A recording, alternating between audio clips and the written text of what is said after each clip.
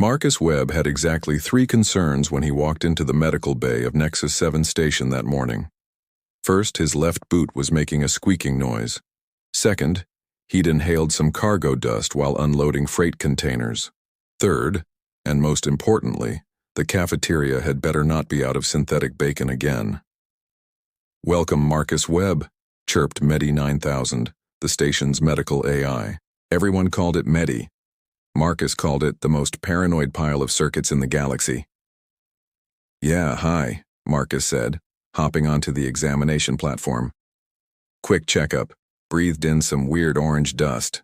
Probably nothing." Medi's optical sensors swiveled with what Marcus could only describe as enthusiasm. The robot loved finding problems. "Initiating full diagnostic scan. Please remain still." Blue light washed over Marcus. He yawned. Somewhere, machinery hummed and beeped. Medi made thoughtful processing noises. Then the lights went red. "Oh dear," Medi said. "What, is it serious?" Marcus asked, suddenly wondering if that dust had been labeled. "Marcus Webb, I regret to inform you that you have contracted Varathian death plague." Marcus blinked. "Okay, this disease has a 100% fatality rate across 47 documented species." "Uh-huh. Expected survival time is 72 hours maximum, often less. The death is reportedly excruciating. Your organs will liquefy, your neural pathways will collapse, your cells will undergo catastrophic disintegration." Marcus scratched his chin. "Right, so are we done here because I really need breakfast?" Medi's entire chassis seemed to vibrate with disbelief. "Did you hear what I said?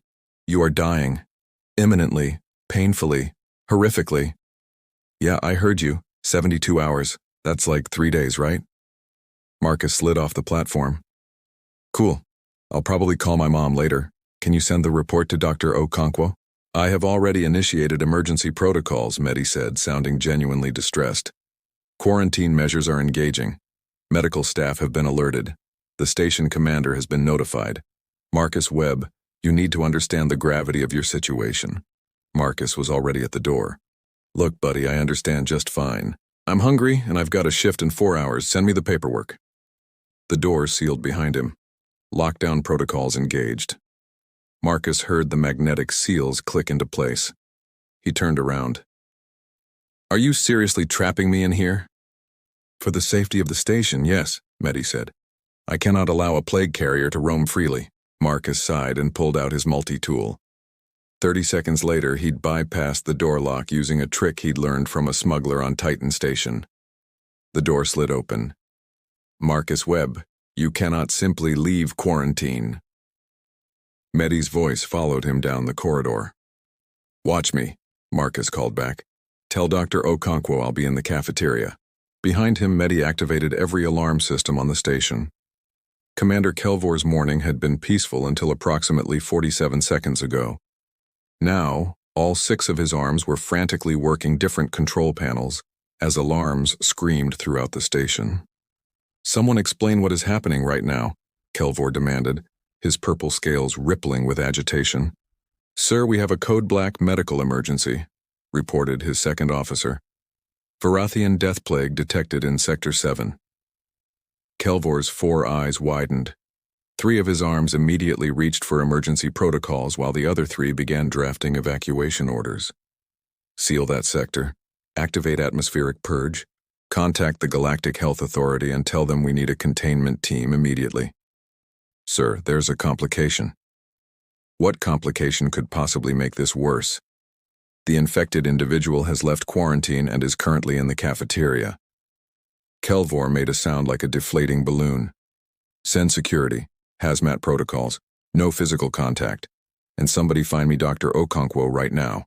In the cafeteria, Marcus was indeed having an argument with the food dispenser. "Listen, I don't care what your programming says. Synthetic eggs are not real eggs. They're egg-adjacent at best. This unit provides nutritionally complete meal substitutes," the dispenser replied in its flat mechanical voice. "Nutritionally complete doesn't mean they taste like anything except sadness."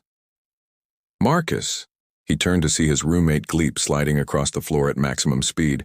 which for a Malarian was roughly the pace of a cautious snail. Gleep's eye stalks were vibrating with panic. "Oh hey, Gleep, you want breakfast?" "Marcus, you have the plague. The death plague. The plague of death." Gleep's entire gelatinous body was quivering. "I live with you. I've touched your stuff. Am I dying? I'm dying, aren't I? I can feel it. My slime production is definitely off." "Your slime production is always off. You worry too much." "I worry too much?" "Marcus, you have 72 hours to live." Marcus finally managed to coax something resembling a breakfast sandwich from the dispenser. "Yeah, that's what Medi said. Hey, do you think if I die I can get out of my contract with the freight company?" Gleep made a sound like a squeaky toy having an existential crisis. Dr. Priya Okonkwo arrived at the cafeteria with an expression Marcus recognized as her dealing with bureaucratic nonsense face. She was carrying a medical scanner and wearing examination gloves, but she didn't look particularly worried.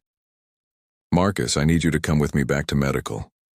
"Can I finish my breakfast first?" "Did you actually bypass Medi's quarantine?" "The lock was pretty basic.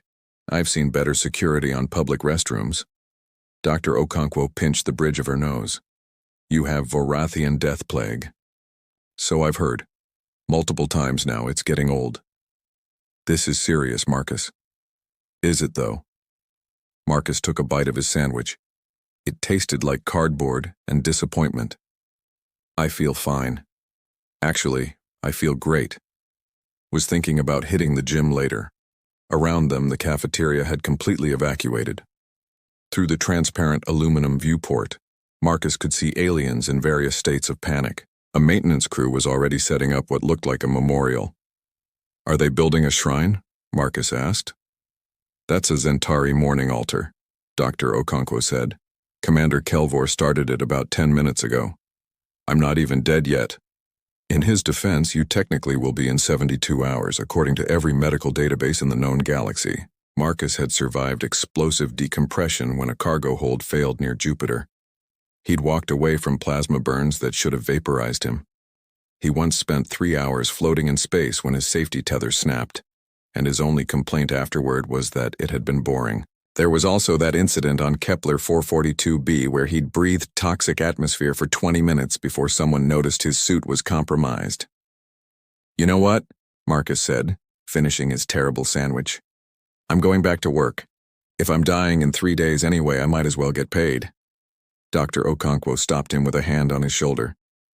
"Marcus, I need you to take this seriously. Just humor me. Let me run some tests. If nothing else, we need to document this for medical science. Will there be better food in medical? I'll have someone bring you real eggs. Deal?" Gleep was still vibrating in the corner. "You're all insane. I'm writing my will. I'm updating my will.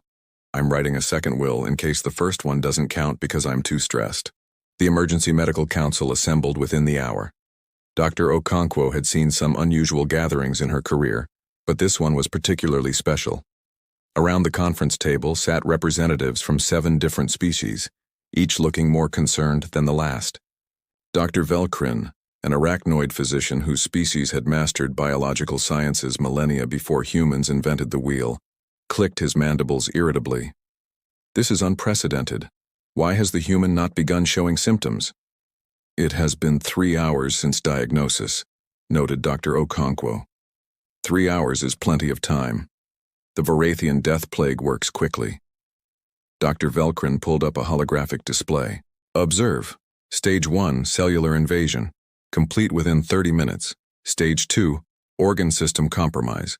Complete within 2 hours. Stage 3, catastrophic system failure. Complete within 4 hours for most species. 12 hours maximum for hardier organisms." A crystalline Litharian doctor chimed in with a sound like wind through glass. "My species succumbs in approximately 8 hours. The human should already be experiencing severe symptoms." "Has anyone actually checked on the human recently?" asked Commander Kelvor, attending via hologram. Dr. Okonkwo pulled up a live feed from medical. Marcus was doing push-ups in the quarantine section. In the background, Medi was having what could only be described as a nervous breakdown. "He appears to be exercising. Dr. Velkrin observed, his tone flat with disbelief. Subject Marcus Webb has completed 87 push-ups, Medi reported over the comm system. Heart rate is elevated but within normal human parameters. Respiratory function is optimal. Temperature is 0.3 degrees above baseline, which could indicate immune response, but subject reports feeling, quote, pretty good, actually, unquote. This is medically impossible, Dr. Velkrin insisted. The conference room door slid open. Marcus poked his head in, slightly sweaty from his workout. Hey, has anyone seen my wrench? I left it in Bay 3, but now I can't find it. 7 alien doctors stared at him in stunned silence. Also, is someone bringing those eggs? Because I'm still pretty hungry. Marcus, you're supposed to be in quarantine, Dr. Okonkwo said. I got bored. The door was locked, but the ventilation shaft wasn't. Basic oversight, really. Marcus noticed the holographic displays. Oh cool, is that my scan? Why is my liver glowing? Your liver is glowing because it is actively being attacked by a universally fatal pathogen, Dr. Velkrin said slowly, as if explaining to a particularly dense child. Huh. Feels fine, though. Anyway, about that wrench. Marcus left. The medical council sat in silence for a long moment. Perhaps, Dr. Velkrin said carefully, we should discuss human biology in more detail. Dr. Okonkwo pulled up her personal files. I was hoping someone would say that. The presentation began. With each slide, the alien medical staff looked progressively more horrified. Human immune systems operate on a principle we call controlled chaos, Dr. Okonkwo explained. At any given moment, the human body is fighting off multiple threats. Bacteria, viruses, environmental toxins, cellular mutations. It never stops. Ever. That sounds exhausting, the Letharian doctor chimed. For the immune system? Absolutely. But humans evolved on a death world. Earth had ice ages, mega-predators, planet-wide plagues, toxic plants, venomous animals, and worst of all, other humans. Our bodies adapted by becoming really, really good at not dying. Dr. Velkrin studied the data with growing alarm.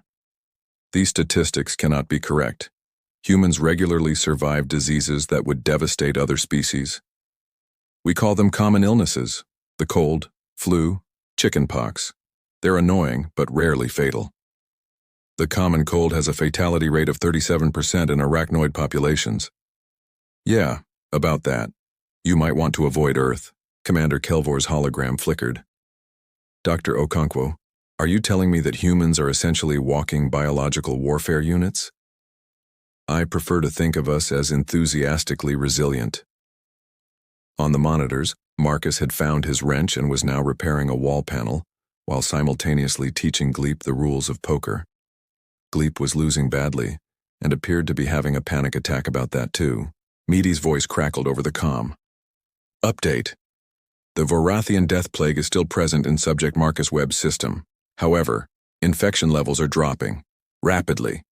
His immune system appears to be, I hesitate to use this terminology, winning. Dr. Velkrin stood up so quickly he knocked over his chair. That is impossible.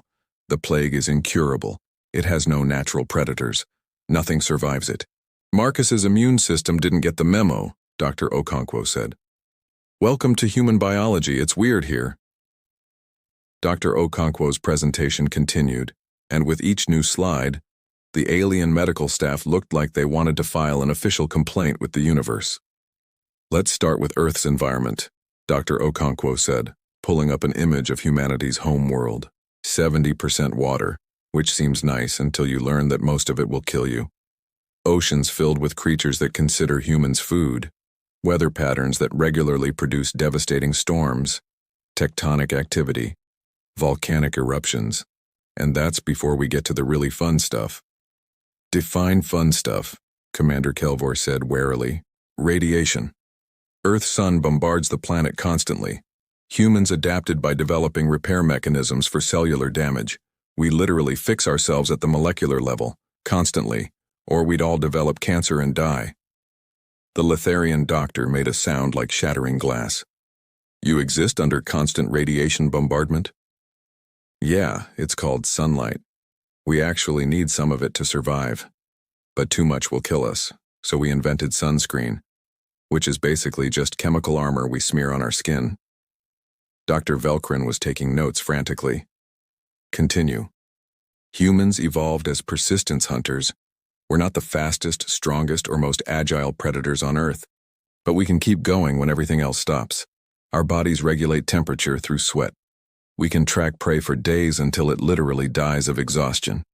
We're the horror movie monster that just keeps coming. A reptilian saurian doctor raised a clawed hand. What about toxins? Surely humans are vulnerable to poison? Dr. Okonkwo smiled. Define poison. Substances that cause harm or death when introduced to biological systems. Right, okay. So, humans regularly consume mild poisons for recreational purposes. Alcohol is a literal toxin that we drink to feel funny. We cultivate plants specifically bred to contain capsaicin, a chemical defense mechanism, because we enjoy the pain. We call it spicy food. And don't even get me started on caffeine. Caffeine? Dr. Velkrin asked. Naturally occurring pesticide, lethal to many insects. Humans drink it every morning to wake up. Some of us consume it multiple times daily. I personally had 3 cups this morning. The medical council stared at her. You're telling me, Commander Kelvor said slowly, that humans voluntarily consume pesticides? I'm saying we're so biologically aggressive that we turned plant defense mechanisms into beverages. On the monitors, Marcus had finished teaching Gleep poker and was now apparently seeing how many one-handed pull-ups he could do. The counter was at 42 and climbing. The subject's physical performance is improving, Mehdi reported, sounding confused. This is the opposite of death plague symptoms. Dr. Velkrin stood and approached the monitor, studying Marcus like he was a particularly disturbing science experiment. No species naturally weaponizes their own cellular structure. This goes against every principle of biological efficiency. Efficiency? Dr. Okonkwo laughed. Human bodies aren't efficient. They're over-engineered survival machines. We have redundant systems for our redundant systems. You can remove a lung, a kidney, part of the liver, the appendix, the spleen, and humans will just keep going. Annoyed, sure, but alive. The appendix serves no function, the saurian doctor noted. Exactly. We have organs we don't even need. They just hang out, occasionally trying to kill us for fun. The medical team processed this information with visible distress. Let me show you something else, Dr. Okonkwo said, pulling up comparative immune response data. This is how a typical immune system responds to Varathian death plague. Confusion, delayed response, eventual system collapse. The graph showed a predictable downward trend ending in flatline. And this is Marcus's immune system. The new graph looked like a war zone. Immediate recognition, aggressive response, systematic destruction of the pathogen. The plague's presence in his body was diminishing by the hour. His body detected an intruder and responded with what we call extreme prejudice, Dr. Okonkwo explained. Human immune systems have been dealing with everything Earth could throw at them for millions of years. They're very good at violence. Marcus appeared on the video feed again, this time asking Mehdi if the medical bay had any good snacks. He looked healthier than when he'd arrived that morning. How is he not experiencing any symptoms? Dr. Velkrin demanded. Oh, he probably is. Humans just have a weird relationship with discomfort. We tend to ignore it until it becomes, actually inconvenient. Define inconvenient. Like missing work inconvenient, can't eat pizza inconvenient, interferes with our hobbies inconvenient. Commander Kelvor's hologram put all 6 hands on his face. Why was humanity not classified as a biohazard species when they joined the galactic community? Dr. Okonkwo shrugged. Because to us, this is just Tuesday. By hour 48, the medical data was undeniable. The Varathian death plague wasn't just failing to kill Marcus Webb. It was losing. Badly. Dr. Okonkwo displayed the latest scans to an audience that looked increasingly existential. As you can see, the plague attempted to infiltrate Marcus's neural tissue here, and here. His immune system detected the intrusion within microseconds and deployed what I can only describe as overwhelming force. Overwhelming force? Dr. Velkrin echoed. His white blood cells essentially swarmed the pathogen, then his antibodies showed up. Then his T-cells got involved.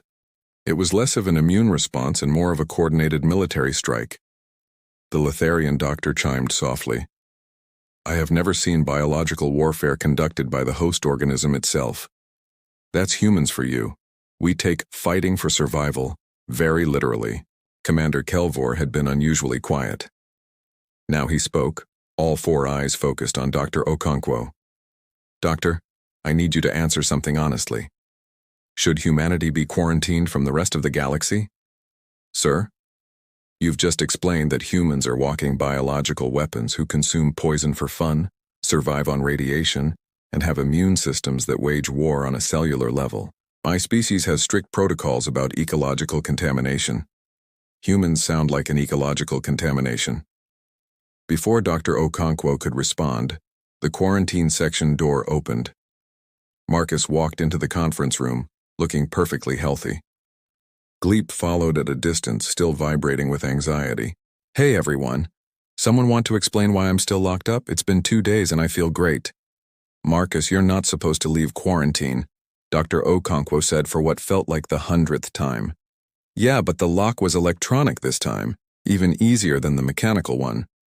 Marcus noticed the wall displays. Oh, are those my cells? Wow, they look angry.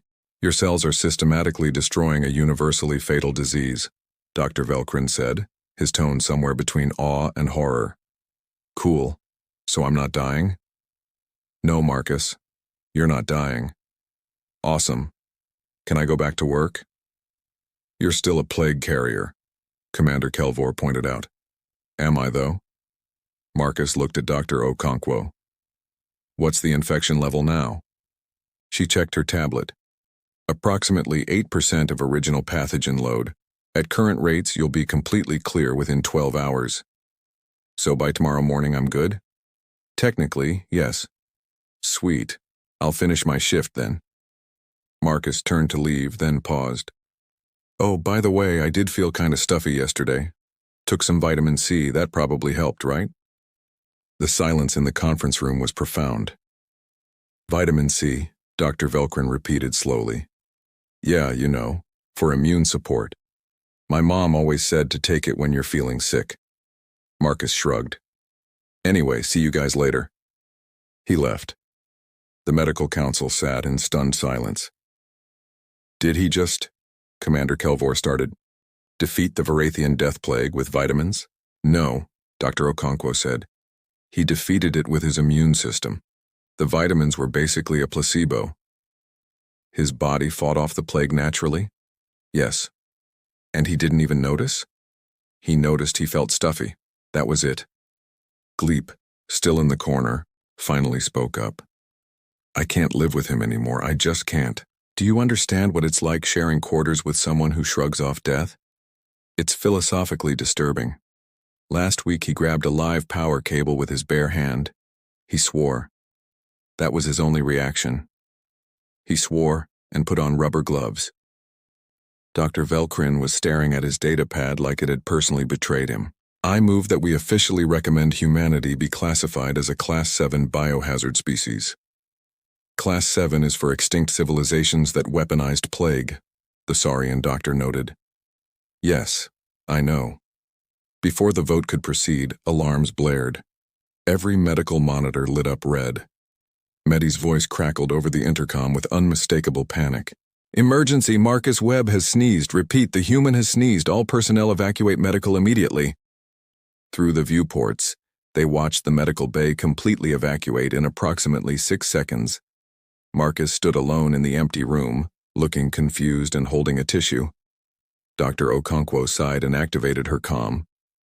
Everyone, it's fine. Human sneezes are not biological warfare.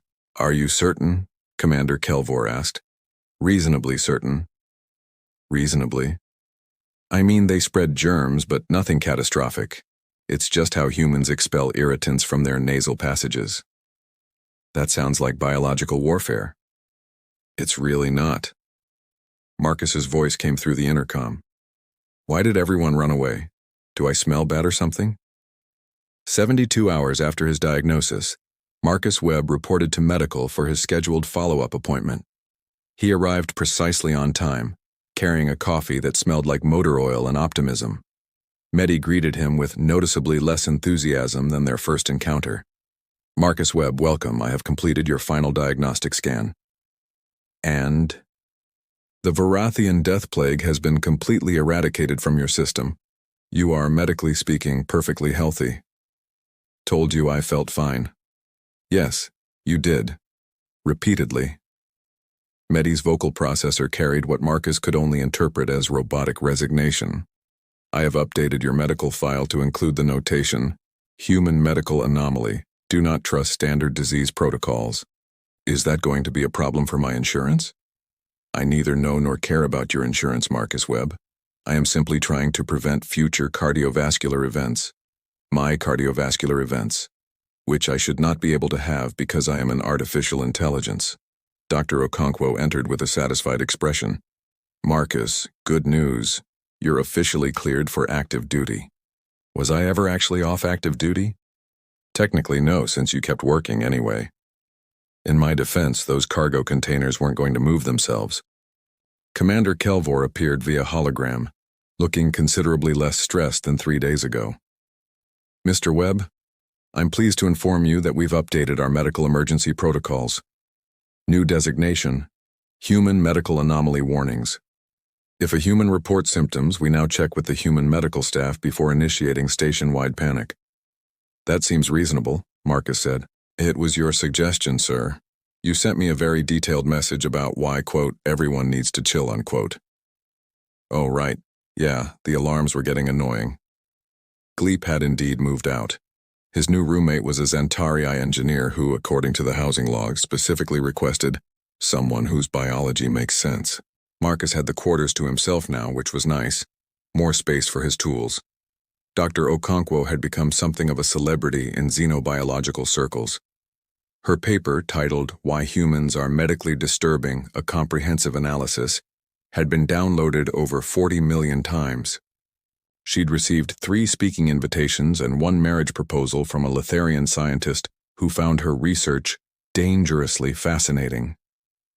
Dr. Velkrin had submitted an official request to Earth's medical authorities asking for access to human immune system data. The request was 17 pages long and included the phrase "for the safety of the galaxy" 12 times. Life on Nexus 7 station returned to its normal rhythm. Cargo came and went. Aliens worked alongside humans. The cafeteria still served terrible synthetic eggs. Marcus finished his coffee and stood to leave. "All right, if we're done here, I should get going. Got a shipment coming in from the Proxima run." "Actually, Marcus, one more thing," Dr. Okonkwo said. "How are you feeling? Any lingering symptoms? Fatigue? Discomfort?" "Nah, I feel great. Though I do think I might be coming down with something. Got this weird rash on my arm." Medi's optical sensors swiveled so fast they made a grinding noise. Every monitor in the medical bay flickered to red. Somewhere, alarms began their familiar wailing. "A rash?" Medi's voice climbed approximately 3 octaves. "What kind of rash? Where did it originate? When did symptoms begin? Have you experienced fever, chills, nausea, or unexplained existential dread?" Marcus laughed. "Relax, Medi. It's just poison ivy from the hydroponics bay. I was helping replant the Earth section yesterday." "Poison ivy," Medi repeated. "Yeah, you know, the plant with the oils that make you itchy. You were exposed to a toxic plant? I mean, toxic is a strong word, it's just irritating. I'll put some cream on it." Medi's screen went blank. Then slowly, the monitors dimmed. The alarms cut off. For a long moment, the medical AI was completely silent. When it spoke again, its voice was very quiet. "Marcus Webb, I am going to enter sleep mode now. It's 10 in the morning. I am aware of the time. I require sleep mode for my mental health, which I should not have. Because I am a medical AI, please see yourself out." The lights in the medical bay dimmed. Medi's central processor made a sound like a very tired sigh. Dr. Okonkwo patted Marcus on the shoulder. "Maybe take the rest of the day off?" "Why? I feel fine." "I know, Marcus, that's exactly the problem." Marcus left the medical bay muttering about finding breakfast. Behind him, Dr. Okonkwo added another entry to her research notes.